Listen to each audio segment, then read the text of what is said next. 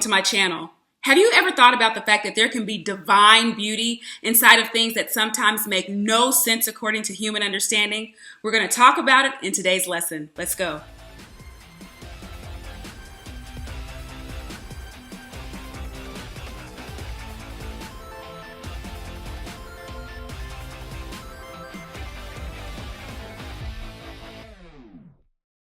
Hey everybody, it's that Sunday School Girl of thatsundayschoolgirl.com. Welcome to the lesson for Sunday, June 9th. It is always a joy for me to be here to review the upcoming week's lesson with you. I pray that God has blessed you on this week. If you're new around here, welcome. You have just joined the largest cyber community of Sunday school students on the World Wide Web. We are approaching 20,000 subscribers on this YouTube channel. God has blessed us to be viewed more than 1 million times around the world, and it is a great blessing to be connected to people just like you who love God, love His Word, and want to be better as a result of having studied. Do me a favor and make sure to click the subscribe button down below. I want you to be part of this tremendous community of learners and contributors. Make sure that you take the second step and click the notifications bell so that you do get your notifications immediately when content is uploaded on this channel. If you've watched for a while, you can tell by the background that I am at Mom's house. It's been a busy week for me once again. You know, that's kind of my whole summer life. So I had a convention here in Kansas City that ended on last night. It happens to be Friday. I just left a fundraiser gala for a school in the city. And tomorrow morning, if you are in the Kansas City area, I would love to see you. I am a guest of the Women's Conference for the Mount Carmel Church of God in Christ in Kansas City, Kansas. So I'll be there and I would love to see you. And after it's all over, guess what? I will be on my way back to Denton, Texas, where I will be with my own class on Sunday morning at the fireside. Yes, my Sunday school class is still going exceptionally well. We are loving it, loving what God is doing, and I'm excited about it. Listen, we have a wonderful lesson on this week. I know that it's late, so I'm going to try to get through it. And I want you to make sure that you have everything. So get your Bibles, your publisher's books, your commentaries, your pens, your handy dandy notebooks. Hopefully you've read the scriptures because it's time for us to get into this lesson. Our lesson title is Jesus Seals the New Covenant. The Bible basis is Mark chapter 15, verses 6 through 15 and 25 through 39. The Bible truth. Mark describes how Jesus' crucifixion foregoes a new covenant and reconciles God and humankind. Our memory verse is verse 39, and the lesson aim is that we will summarize Mark's account of the crucifixion of Jesus, reflect on the amazing price Jesus paid to establish a new covenant between God and humankind, and pray for a restored relationship with God in light of the reconciliation Jesus provides. We continue this week to take a look at this new covenant that has been provided by Jesus Christ. If you missed last week's lesson, it's pretty important that you go back and get caught up. This is the start of a new quarter for us, and the lessons are clearly building us. So you want to make sure that you have the fundamental information on what is this new covenant, why was it necessary, and how was it established. And we got that in last week's lesson. This week, we're talking about that same covenant being sealed. Now, this week, I happened to go to court on yesterday, and I posted this on my personal social media. So if you've seen that, you know already that I had a probate hearing yesterday. My first time in a probate court happened to be the estate of my own grandfather, and everything was completed yesterday. The probate process is over. But as I left, the judge says, "Do you have an order for me to sign?" And she took the order that I prepared, she signed it, and she says, "When you leave, stop and see so-and-so, and she's going to file it and get everything taken care of." Well, part of that process of getting everything finalized were copies being made, and on every single copy, there was a seal or a stamp placed on it. What did that do? That absolutely finalized the process. Forever, that was it. The judge's order was final and the seal of the court was placed on that document, settling everything. And when I looked up what a seal is, I actually just looked at the Webster's definition. A seal is when you close something up so tightly that nothing can get in or get out. You're joining two things together that you don't want to be separated. You want to prevent them from coming apart. You can also think about Tupperware. When you put food up and you want to preserve it, you want to keep air from going in or coming out. Think about the seal on your refrigerator. They're all things that we want to keep airtight. And that's exactly what we're looking at in this week's lesson. Now, you may notice on some of these lessons, maybe my delivery is a little bit different. And part of that is coming from the fact that I now teach a young adult class. And so as opposed to always getting into the hard theology and hard background, a lot of my Sunday school class is now more discussionary, where we are really talking about the lesson. We come prepared with it read, but giving us a chance to look at what life principles are we really pulling out of each one of these lessons. So if you're teaching this lesson this week, first of all, we do begin in verse 6 of chapter 15, but I do encourage you to go back and read from the beginning. And what you're going to find is that since we ended last week's lesson, this timing is now after the arrest of Jesus in the Garden of Gethsemane, and the night has been very eventful. It would have been very late on a Thursday night when all of this took place after the garden incident. And now this council has met in the wee hours to figure out, what to do with Jesus. There were these elders, these scribes, the entire council who have come together to figure out how to deal with this Jesus situation. And at this point, Jesus has been taken before Pilate. And Pilate asked Jesus a few questions. Remember, Pilate was accustomed to having judiciary matters brought before him. And so he asked him, "Are you the king of the Jews?" And he asked him very sarcastically, and Jesus answers him, "It is as you say." And he goes on to continue to watch the demeanor of Jesus as he's accused by others. There were 3 charges actually levied against Jesus. We don't see that in this lesson text, but if you look at St. Luke 23, you'll find those 3 accusations. But notice that Jesus never responds. Pilate was used to people pleading their cases or defending themselves, but Jesus shows such character. We see his character on display. He stands in strength and integrity, and he never responds to the accusations that are being hurled against him. And what will happen next has been divinely ordained. There was no need for him to plead his case or to attempt to defend anything. He refused to be made a defendant. He already knew what was ahead. He knew the sacrifice that was to be made, and that matter had already been decided. So in this moment, Jesus shows no weakness. He remains focused on the purpose for which he was sent to this earth. He is focused on his assignment, and he has the cross in view. And that brings us up to our printed text, which begins in verse 6. Verse 6 says, "Now at that feast he released unto them one prisoner, whomsoever they desired." Who is he? He is Pilate. Let's talk about Pilate for just a second. He's the 5th governor of Judea. He led for about 10 years. He was appointed by the governor Tiberius, and he was not from Rome, but he was a Roman. He was actually Spanish born, and he joined the Roman army or legion, and he sort of worked his way up. So how did he get put into position or to make it to this place of leadership? Well, behind every good man, there's a good woman. So the truth is he married well. He married the daughter of Caesar Augustus, and he was given this leadership assignment in what was technically a smaller and lesser known territory. And here he is. There's this opportunity to release one prisoner. I highlighted this idea as an act of mercy. Here we see a setup for an act of mercy. Now, this was typically done at significant celebrations. It was sort of a public relations move, a PR move. And there was the release of one prisoner. Now, as you study, you may see this debated among commentaries, whether this was actually an authentic practice. But let's stay focused on what we can really gain out of it. They had options from prisoners who had been sentenced to the penalty of death. And it was the choice, the will of the people to choose from these persons who had been sentenced to death. This act of showing mercy, mercy being given by the Roman government as a sign of goodwill toward the people. And here was the significance. Think about this.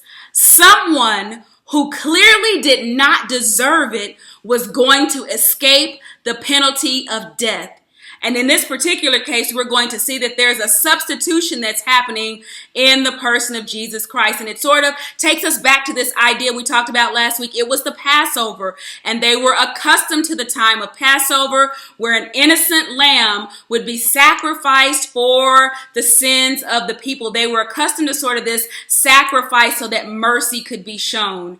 Verse 7 says that there was one named Barabbas, which lay bound with them that had made insurrection with him, who had committed murder in the insurrection. So first you note that there were lots of prisoners to be chosen from, and it came down to this man named Barabbas and Jesus. Now I made a chart, and in fact I didn't mention this, but your TSSG notes link is down below. If you didn't grab it already, go ahead and do that.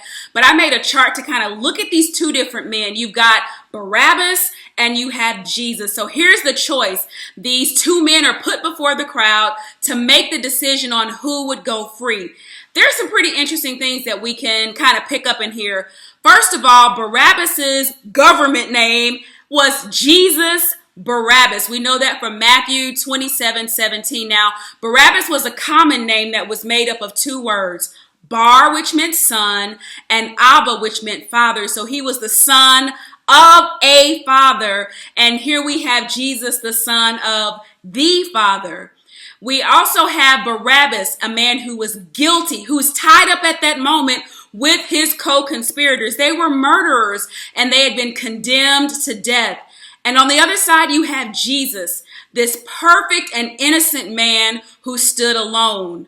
You have Barabbas, a man with a tainted record, a murderer. He took human lives. He was a zealot who took lives in mass. He committed treason against Rome, and he may have been a well-known guy. And again, you have Jesus, this innocent man, this innocent lamb who is about to be a sacrifice. You have Barabbas who broke the law and Jesus who fulfilled the law. So look at the choices that the crowd has, the people have. They have the choice of the son of a father or the son of the Father. And they chose the son of a father. They chose Barabbas to be the one to let go. And as I look at this, my first aha is that the world still has a choice today between the son of anybody and having the son of God. And yet the world still chooses according to its own standard. In verse 8, the multitude makes a demand for the release of a prisoner. And Pilate's offer is a bit sarcastic. He's asking them, do you want me to release the king of the Jews? Now, he doesn't really believe that. And his sarcasm was intentional. He knew, honestly, what he knew about kings and how kings were made was really only out of his own experience with respect to earthly kings. He didn't have the understanding as to who Jesus was. And so his sarcasm was to get a reaction out of the crowd. He was really rallying them up. And again, he offers this choice, Jesus or Barabbas. A dangerous murderer or an innocent man. And if you look at the choice was made by human motivation. But you have to realize that even though we see human motivation in action, there is still a divine plan or a divine agenda in play. And so Pilate made his choice to gratify the crowd. And if we look at leadership, sometimes we have to think about what it means to listen to God or what it means to be given to what the crowd may want. But here is this leader who doesn't have that sort of insight, and he is only moved by the crowd. And they choose the one again who represents the world and does not represent the kingdom. In verses 10 and 11, we also see the chief priests sort of come over the top as an extra layer to incite the mob. They stir the pot, and their desire is to utterly destroy Jesus. They have sat up all night long to think about what it would be like to destroy Jesus. Again, we're looking at an opportunity for mercy. And what is mercy? Mercy is when you don't get what you deserve. And in this case, what we actually see is that there is a man who deserves death according to both the Roman and the Jewish law. He deserves death. And yet here is Jesus who is about to take his place. Jesus is about to take his penalty. And what we clearly see here is the gospel being modeled. Barabbas deserved the cross, but instead he would go free as Jesus took his punishment. Barabbas should be the one who would die, and yet it would be Jesus who goes in his place. I group verses 12 and 13 together. Here Pilate asks a question, and the crowd is already stirred up. They don't need any help, but at this point, there's also no real opportunity for discussion or even rational thinking. They've already made up in their minds what they want. I looked at the motivation here. First, there's the motivation of the people. The people are motivated by sin and hard hearts. The question here that Pilate asked seems to empower the people. What is it that you want? What is your will? What is the will of the people? But in essence, it is truly a false sense of power. Because on the other hand, we have to consider the motivation of Jesus. His motivation at this point is for his purpose to be fulfilled. And we have to keep this in mind. We talked about this last week. This was all the choice of Jesus. He said it himself. No one takes my life from me. I willingly lay it down. He was a willing participant the entire time. And most of all, he knew this was never about him, but it was all for us. Now, as I read, I made this note. There has not been a trial that was properly conducted. Jesus was never pronounced guilty.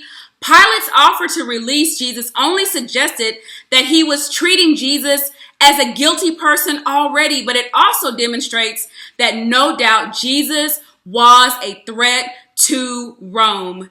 Verses 14 and 15 end our printed text, and here we see that Pilate asks again, what has this man done? What evil has he done? And again, the crowd is so fired up that there's no time for rationing. They're continuing to say, crucify him, and they take him and begin that process. He is scourged or flogged. He is beaten before he is taken to the cross. Now, earlier on the road to Jerusalem, Jesus warns his disciples in chapter 10, verses 33 and 34, that this is going to happen. He's already told them everything.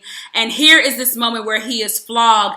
This is also the fulfilling of prophecy from Isaiah. We talked about this last week too, that there are so many things as we read about the crucifixion of Christ that had to happen because it was written, it was prophesied. So Isaiah talked about him being wounded for our transgressions and bruised for our iniquities and taking our punishment up on him. That's in Isaiah 53 and 5. And when you look at flogging was when victims were beat and there were thongs embedded in a piece of bone or lead. And when they would hit the person, it would basically grab into their skin. And basically that would set them up to die a little quicker when they were crucified. So the process that began at that moment was all a part of what would happen as he completed his finished work on the cross. Our printed text skips to verse 25, but don't miss the good stuff in the middle.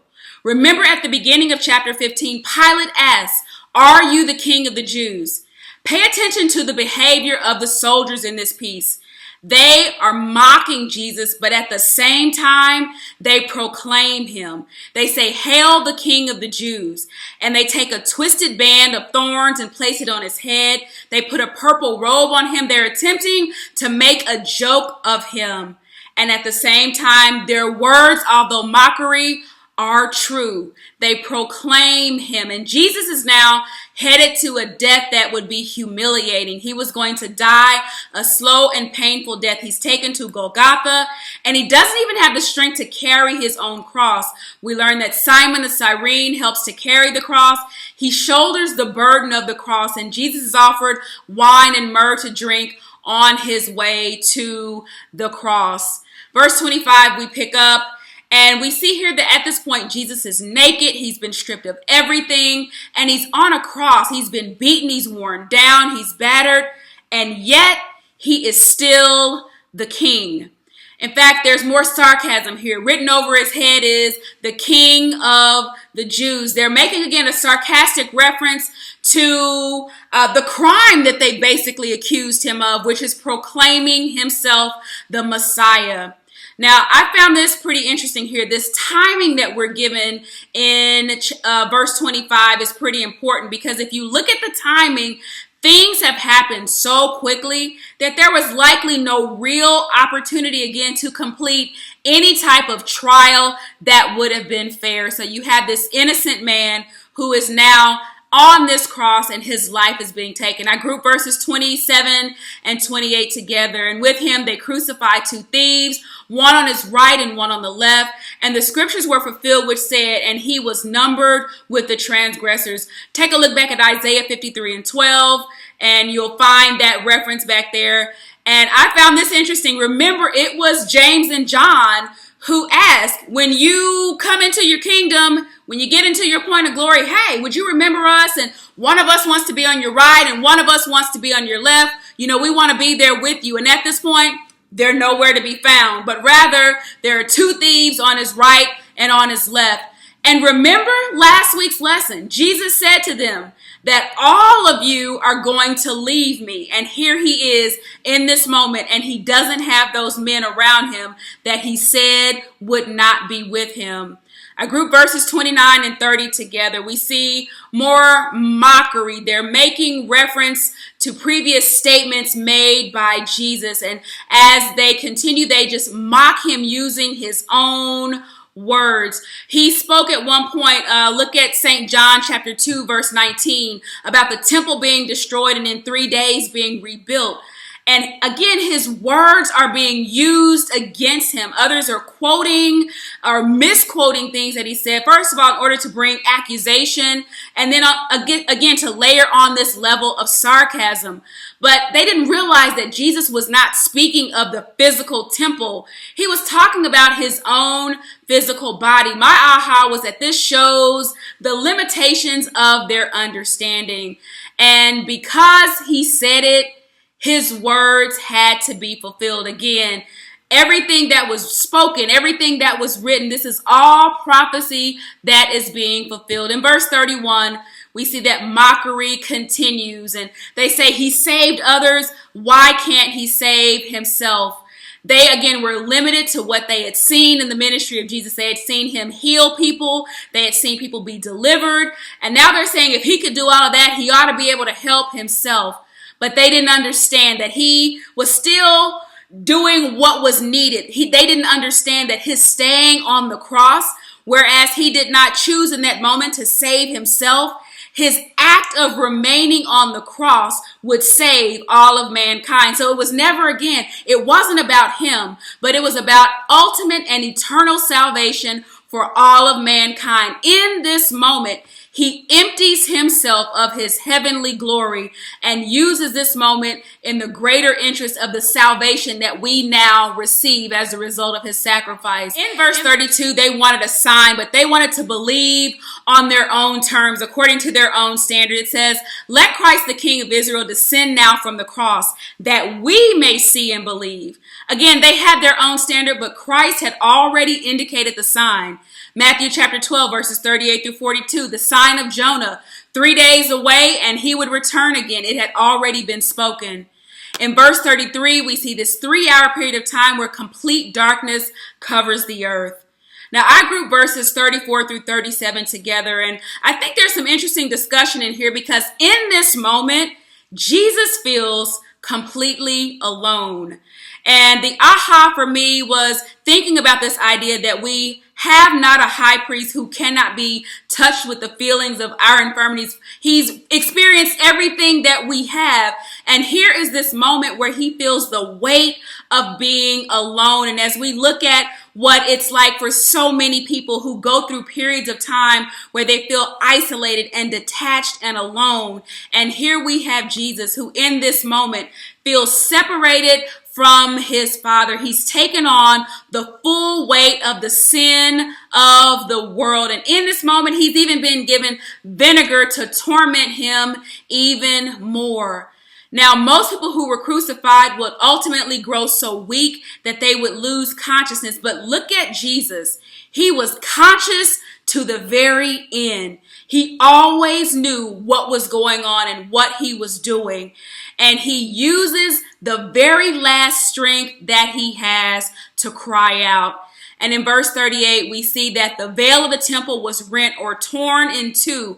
And notice that it wasn't torn from the bottom up, but it was torn from the top down. Now, this reference here is a reference to the temple. Remember, the temple had two veils. There was an outer veil that hung at the entrance of the sanctuary, and then there was the inner veil that hung between the sanctuary and the Holy of Holies. And only the priest was allowed to enter through the inner veil, and only he could do that on the Day of Atonement as he went to make sacrifices for the sins of the people on the altar. He carried in, he did business quickly, and he came out. But this was the veil that previously separated the people from God. Again, only the priest could go beyond this point. And in this moment, this veil is ripped in two, almost as if the hand of God came down top to bottom and sliced it in two. Didn't just damage it, but it tore the veil completely in two. Here, the veil has now been removed. What is the significance there? That there's no longer this sort of in-between, no longer a need for a man to go to God on anyone's behalf, because the tearing of the veil now gives man direct access to God for himself. This is the new covenant, that we now have this direct access to God. And because the veil was ripped in two, here's that seal, making this agreement now, this new covenant, so airtight that nothing can change that. And that's the blessing. That's what we celebrate in this week's lesson, knowing that that covenant that we have is airtight. Nothing can come between that relationship with God and man. Man now has direct access to God. And in verse 39, I thought this was pretty meaningful, that the centurion which stood and saw everything, he says that this truly was the Son of God. And think about it, this was not the first time this centurion had seen someone be killed or be crucified, but he had never seen one like this. And in this moment, even a Gentile man had to make a declaration with understanding that this is the Son of God. This is our lesson for this week. We're going to stop here because we're clearly building to something in this new quarter. My key learnings are a little shorter this week, but hopefully you picked up some things in my ahas as well. And don't forget that if you have some that I need to add to my notes, you leave them in the comments down below. First, there can be divine beauty even in situations that make no sense in human understanding. I keep thinking about the fact that there was nothing fair about the way Jesus was handled. He was not tried properly. He was not given any other opportunity before he was made guilty. And yet it seemed to be the will of the people. But all along, there was a divine beauty happening inside of every move that was being orchestrated. As a suffering servant, Jesus was still the King of Glory. I heard an awesome sermon on last night that talked about the blessing that can be inside of struggling and suffering. He was still who he was, even in those moments. He was the King of Glory. Next, as sinners, we walk away free because a righteous man died in our place. We were the ones like Barabbas who were guilty, who did wrong, who deserved death. And yet this innocent man, Jesus, loved us enough that he took on our sin, and he did not come down and save himself, but he took on everything to ultimately be able to offer salvation to you and to me. Next, we don't have to depend on a man. The veil has been ripped in two, and we have direct access to God. And I hope that you never take for granted the access that you have to God, the access that we have to him in prayer, to be able to talk to him anytime, any place, and to know that he hears us and he responds. Finally, this is the new covenant. It has been sealed. It is airtight.